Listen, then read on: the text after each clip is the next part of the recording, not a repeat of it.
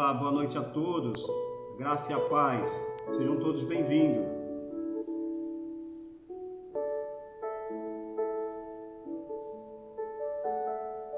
Enquanto você que está chegando, você pode compartilhar esta live com outras pessoas.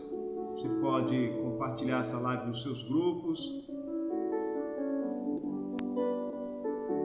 E chamar outras pessoas para participar conosco desse estudo bíblico.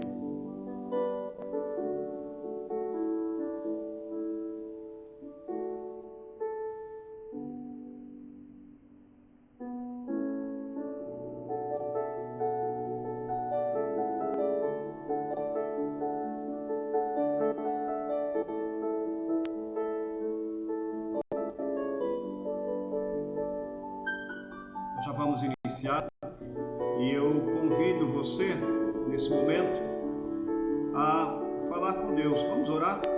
Vamos colocar diante da presença do nosso Deus. Vamos orar. Bondoso Deus, eterno Pai, nós te agradecemos, Senhor, nós te louvamos pela tua infinita graça, pelas tuas misericórdias que se renovam a cada manhã. Te agradecemos, ó Deus, pelo teu cuidado. Fica conosco, nos ajuda, Deus, dá-nos entendimento na tua palavra. Queremos, ó Deus, ouvir a tua voz, queremos aprender um pouco mais acerca da tua palavra. Fala, Senhor, aos nossos corações. Abençoa, Deus, todas as pessoas que estão participando desta live, outros que estarão também assistindo, ó Deus, posteriormente este vídeo. Que o Senhor abençoe. Abençoe o lar, a família de cada pessoa, meu Pai. Nós te pedimos e oramos em nome de Jesus. Amém. E amém. Nós vamos louvar ao Senhor nesse momento e eu convido você para juntos cantarmos o hino de número 93, Firmeza na Fé. Hino de número 93.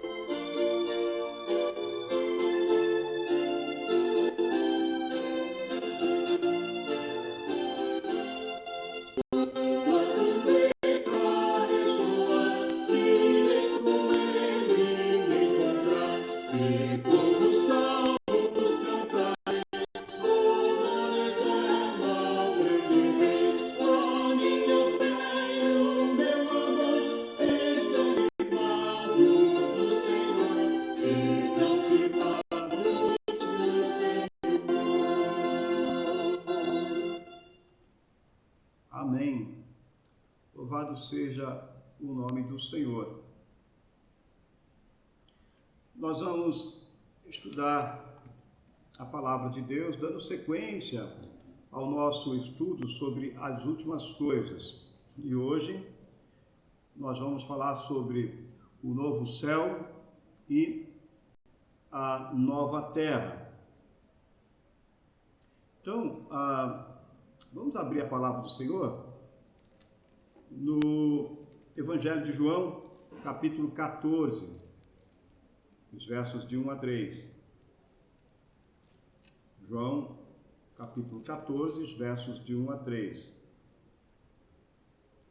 Palavra do Senhor que nos diz assim: não se turbe o vosso coração, credes em Deus, crede também em mim. Na casa de meu pai há muitas moradas. Se assim não fora, eu vou-lhe teria dito, pois vou preparar-vos lugar. E quando eu for vos preparar lugar, voltarei e vos receberei para mim mesmo, para que onde eu estou, estejais vós também. Na noite antes da sua morte, o Senhor Jesus Cristo ele fez uma promessa, essa promessa maravilhosa a todos os seus discípulos, conforme nós lemos aqui no Evangelho de João, no capítulo 14, verso 1 a 3. A casa do Pai é uma referência à Nova Jerusalém, onde Deus viverá com o seu povo para sempre. É o céu presente, onde Deus habita com todos os santos, anjos, e para onde vamos redimidos quando morrem. A primeira lição que aprendemos sobre nosso lar celestial é que é a casa que pertence ao Pai de nosso Senhor Jesus Cristo. Na casa de meu Pai. Portanto, seguramente, lar para Ele é então lar para nós. E sendo a casa do Pai, nós podemos estar seguros de que será mesmo um lugar muito glorioso. Muito glorioso. Assim, como uma pessoa se prepara para viajar para um país estrangeiro e deseja informações sobre esse país, sobre a sua cultura, assim os crentes podem encontrar nas Sagradas Escrituras, na Palavra de Deus, uma ideia desse glorioso lugar onde nós viveremos eternamente. Em Apocalipse 21, nós encontramos 6 características do novo céu e da nova terra.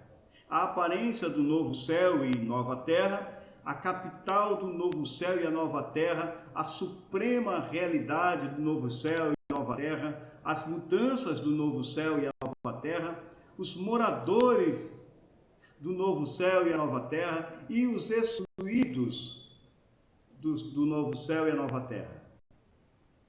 Então, a aparência do novo céu e a nova terra está lá em Apocalipse 21. Vamos lá abrir a palavra de Deus em Apocalipse, capítulo 21. Apocalipse, capítulo 21.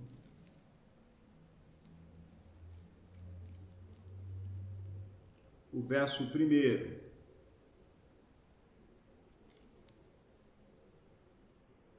Apocalipse 21, o verso 1. Lá no finalzinho da Bíblia, diz assim: vi novo céu e nova terra, pois o primeiro céu e a primeira terra passaram, e o mar já não existe.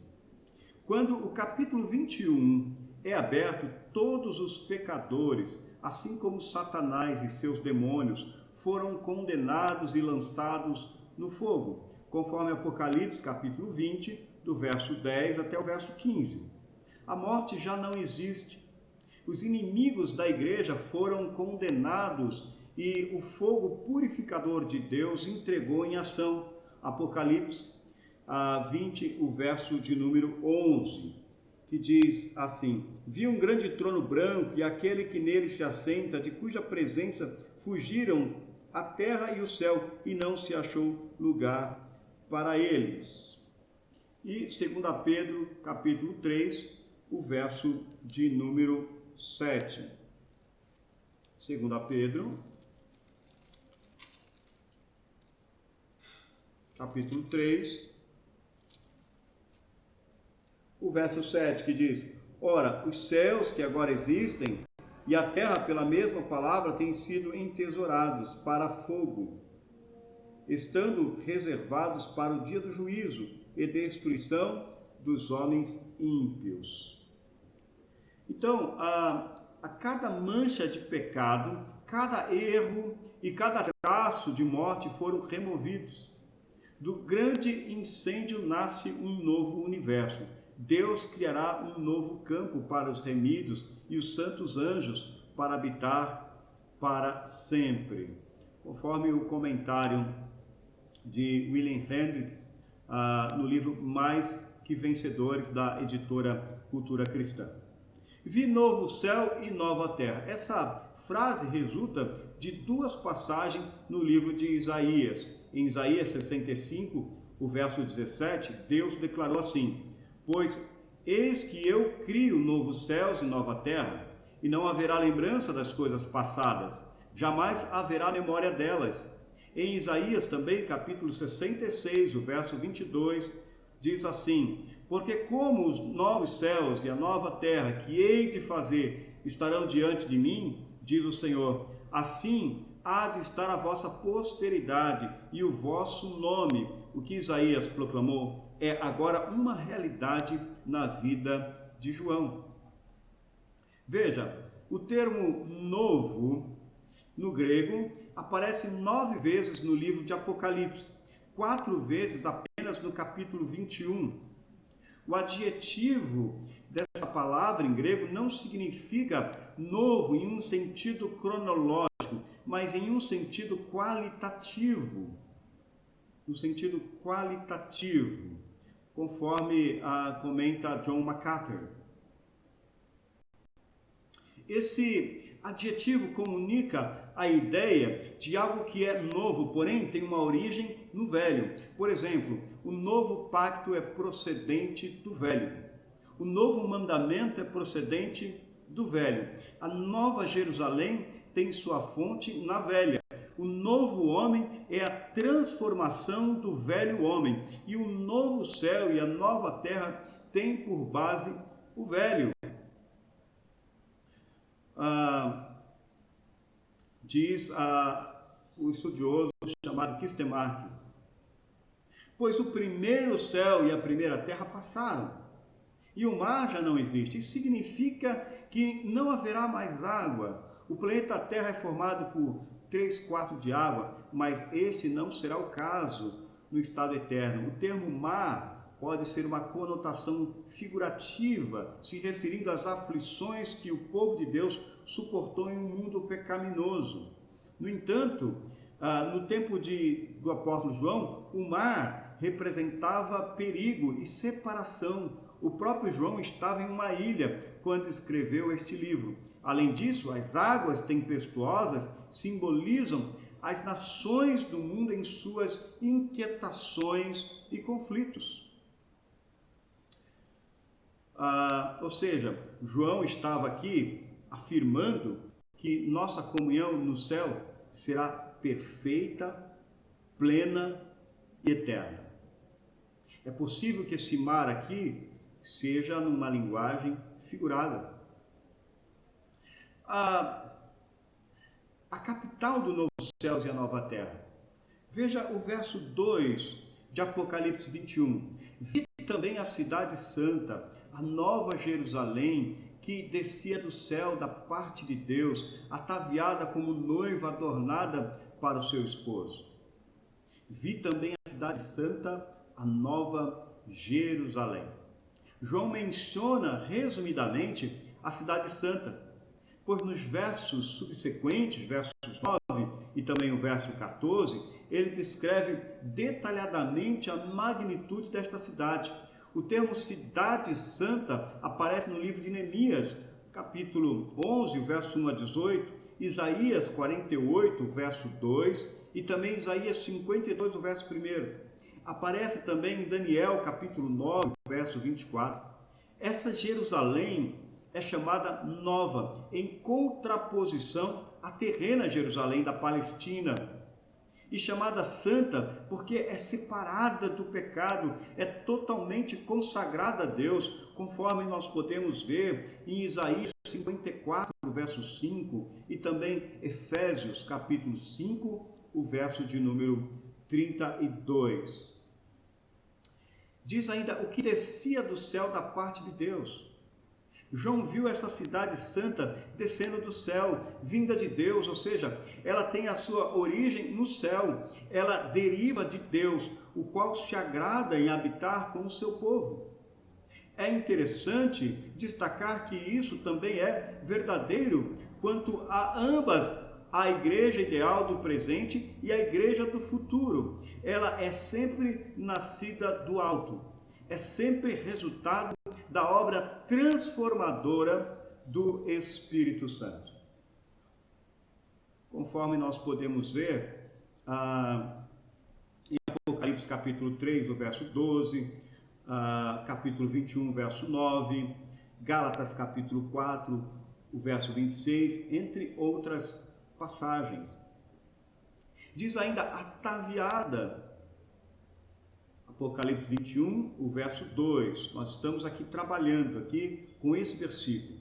O verso 2, ataviada como noiva, adornada para o seu esposo. João usa aqui a metáfora de uma cerimônia nupcial em que uma noiva ela é preparada e adornada para o seu esposo. A palavra aqui adornada do grego significa organizar. É a raiz da palavra em português para cosmético. Isto é, foi Cristo quem a purificou e a apresentou a si mesmo, sem mácula, sem ruga, sem mancha, ou seja, sem defeito. Conforme Paulo escreve a carta aos Efésios, no capítulo 5, os versos 26 e 27. A noiva foi amada, comprada, amparada, consolada, restaurada e glorificada pelo Cordeiro. Terceiro lugar, a suprema realidade do novo céu e da nova terra. Veja o verso 3 do capítulo 21. Então ouvi grande voz vinda do trono, dizendo: Eis o tabernáculo de Deus com os homens, Deus habitará com eles. Eles serão povo de Deus e Deus mesmo estará com eles. Então ouvi grande voz vinda do trono, dizendo: Eis o tabernáculo de Deus com os homens. Os santos na eternidade desfrutarão de uma intimidade com Deus que é impossível em um mundo onde o pecado e a morte estão presentes. A glória suprema e a alegria no céu é a pessoa de Deus, conforme o Salmo 73, o verso 25. No Antigo Testamento, o tabernáculo no deserto possuía o Santo dos Santos, no qual Deus habitava. O templo em Jerusalém possuía igualmente o lugar sagrado atrás da cortina, como a habitação de Deus. Mas seja, no deserto em Jerusalém, Deus e o seu povo viviam debaixo de um mesmo teto. Quando Jesus veio, ele habitou entre seu povo, literalmente, ele estendeu sua tenda entre eles. Assim será na Nova Jerusalém, onde Deus e o seu povo viverão juntos em perfeita harmonia e paz pelos séculos dos séculos. A comunhão será tão próxima que o Cordeiro será o seu pastor. Além disso, os santos estarão eternamente adorando na presença de Deus. Os santos também se assentarão com ele em seu trono e participarão da ceia com ele, conforme nós podemos ver no capítulo 3, o verso 20, João, capítulo 17, o verso de número 23, e 2 Coríntios, capítulo 6, o verso de número 18. Em quarto lugar, as mudanças no novo céu e da nova terra. Veja os versos 4 até o verso 6 do capítulo 21 de Apocalipse, nosso texto base. E lhes enxugará dos olhos toda lágrima, e a morte não existirá. Já não haverá luto, nem pranto, nem dor, porque as primeiras coisas passaram. E aquele que está assentado no trono disse: eis que faço novas todas as coisas. E acrescentou: escreve, porque estas palavras são fiéis e verdadeiras. Disse-me ainda: tudo está feito. Eu sou o Alfa, o Ômega, o princípio e o fim. Eu a quem tem sede darei a graça, de graça, da fonte da água viva. Os céus será tão diferente do mundo presente que para descrevê-lo requer o uso de negativos. Observe, não haverá lágrimas, e lhes enxugará dos olhos toda lágrima. As lágrimas, elas representam tristeza, tragédia, todo mal. É bem verdade que muitas pessoas choram de alegria, mas aqui as lágrimas, elas estão representando a dor, a tristeza, as tragédias e todo tipo de mal. Conforme o capítulo 7, o verso 17, Isaías 25, o verso 8. O texto não quer dizer que as pessoas vão chegar ao céu chorando e Deus irá confortá-los. Não. Eles não irão, como alguns imaginam, chorar enquanto enfrentarem o registro de seus pecados. Não. Conforme o apóstolo Paulo declarou, agora, pois, já nenhuma condenação há para os que estão em Cristo Jesus.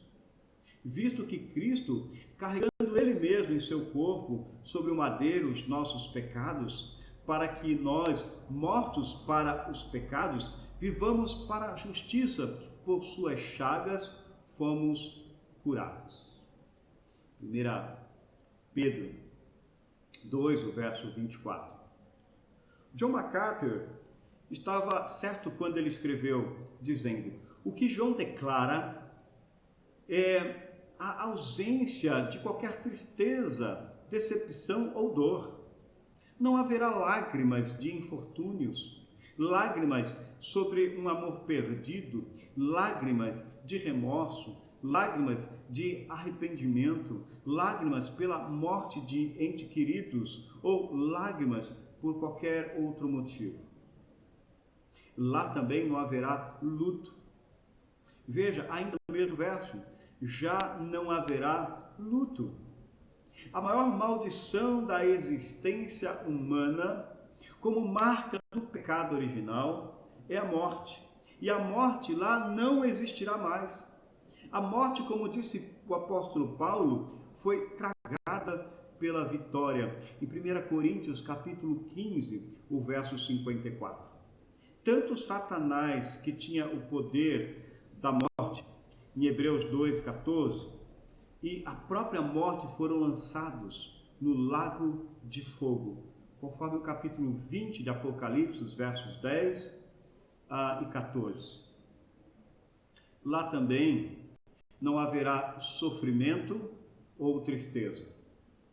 Veja, o texto ainda diz: nem pranto, nem dor, porque as primeiras coisas passaram. A dor e a tristeza e o sofrimento que produzem luto não existirão no céu. Esta realidade gloriosa será o cumprimento de Isaías, que diz lá no capítulo 53 de Isaías, os versos 3 a 5, diz assim: certamente ele tomou sobre si as nossas enfermidades e as nossas dores levou sobre si, e nós o reputávamos por aflito, ferido de Deus e oprimido. Mas ele foi transpassado pelas nossas transgressões e moído pelas nossas iniquidades. O castigo que nos traz a paz estava sobre ele, e pelas suas pisaduras fomos sarados. Quando Cristo suportou os pecados dos crentes na cruz, ele também tomou as suas dores, pois o pecado é a causa de toda a tristeza humana. Ainda na sequência, continuando o versículo, e acrescentou: escreve, porque estas palavras são fiéis e verdadeiras. João recebe a ordem para escrever, para que o conteúdo da carta do Apocalipse seja preservado para as incontáveis gerações. Estas palavras, elas são fiéis e verdadeiras. São palavras que não perdem o valor com o passar do tempo. João declara que elas expressam de forma fidedigna e incondicional e perene aquilo que Deus revelou. Veja o verso 6 do capítulo 22, que diz assim: disse-me ainda, estas palavras são fiéis e verdadeiras. O Senhor, o Deus dos espíritos dos profetas, enviou seu anjo para mostrar aos seus servos as coisas que em breve devem acontecer.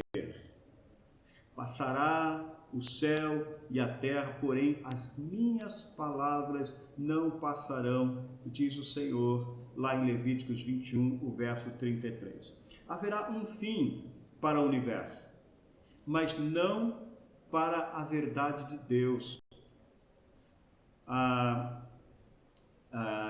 que revela ao seu povo, né?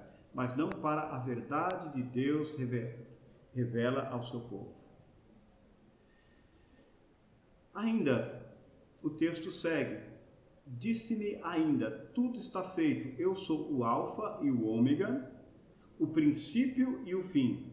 Eu, a quem tem sede, darei de graça da fonte da água viva. Estas palavras são uma reminiscência das palavras de Jesus na cruz, quando ele disse, está consumado, em João 19:30. As palavras de Jesus marcam a conclusão da obra da redenção. Estas palavras marcam o fim da história redentora. Há um estudioso que diz que o futuro é certo porque Deus é o termo. O futuro é certo porque Deus é eterno. Aquele que está sentado no trono está qualificado para declarar o fim da história da redenção, porque ele é o alfa e o ômega, a primeira e a última letra do alfabeto grego, o início e o fim. Deus começou a história e ele irá terminá-la, e tudo se desenvolve de acordo com o seu plano soberano. De fato, os historiadores escrevem sobre a história depois que ela acontece. Mas veja, Deus escreve a história para que ela aconteça. Deus, ele é o criador, o mantenedor de todas as coisas, ele é soberano e é ele quem conduz a história.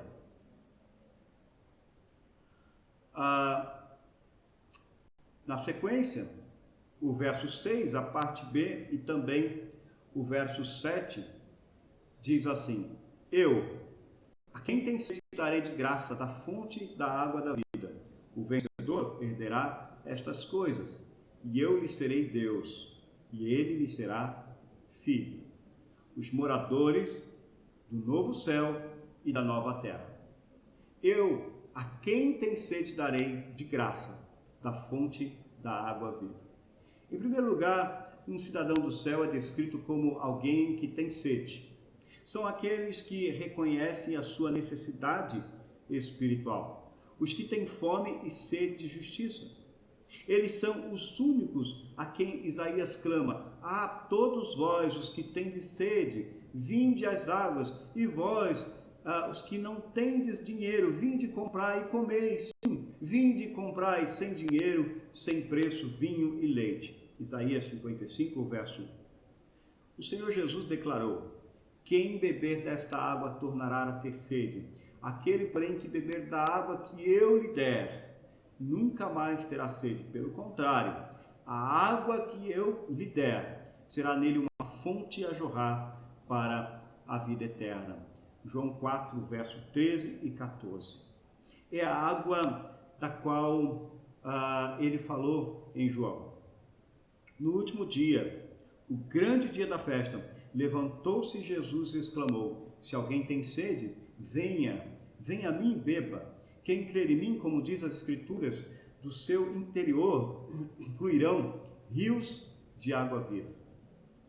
A água, em todas essas passagens, simboliza vida eterna. Deus oferece água da vida, que é a vida eterna, a todos quanto têm sede. Aqueles que têm sede são os que vão desfrutar da eterna bem-aventurança dos céus. Simon Kistemaker Martin, ele faz esse comentário acerca dessa passagem, desse texto. Ainda, o verso diz: o vencedor herdará estas coisas, e eu lhe serei Deus, e ele será meu filho. Em segundo lugar, o céu pertence a quem vence.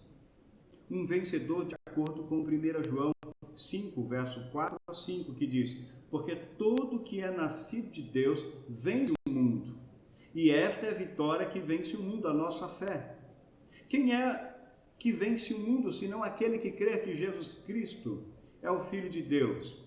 Todo crente, ele deve lutar diariamente contra o pecado.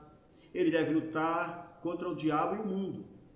E todos quantos seguem a Cristo recebem a promessa de vida eterna. João usa este termo para os crentes como promessa ao concluir cada uma das cartas às 7 igrejas. João declara que aqueles que vencerem vão herdar estas coisas. Eles vão para uma herança incorruptível, sem mácula, imarcessível, reservada no céu para vós outros, conforme em 1 Pedro, capítulo 1, o verso 4. Eles terão um corpo aperfeiçoado, conforme Hebreus 12, o verso 23, Apocalipse 20, o verso 6, João 5, o verso 28 e 29. E para sempre na bem-aventurança do novo céu e da nova terra. Mas a promessa mais maravilhosa para aqueles que vencerem é a promessa de que estarão com Deus e serão chamados filhos de Deus. Diz o texto: e ele me será filho. Mesmo nesta vida é um privilégio do crente ser filho adotivo do Deus do universo, do Criador de todas as coisas, do Deus soberano. Mas apenas no céu, quando os crentes entrarem na sua herança, a adoção se tornará plenamente efetiva, conforme comenta John MacArthur. E por fim, os excluídos do novo céu e da nova terra. Veja o verso 8 de Apocalipse, capítulo 21. Os excluídos do novo céu e da nova terra. Quanto, porém, aos covardes, aos incrédulos, aos abomináveis, aos assassinos, aos impuros, aos feiticeiros, aos idólatras e a todos os mentirosos, a parte que lhes cabe será no lago que arde com fogo e enxofre, a saber, a segunda morte. João concluiu sua visão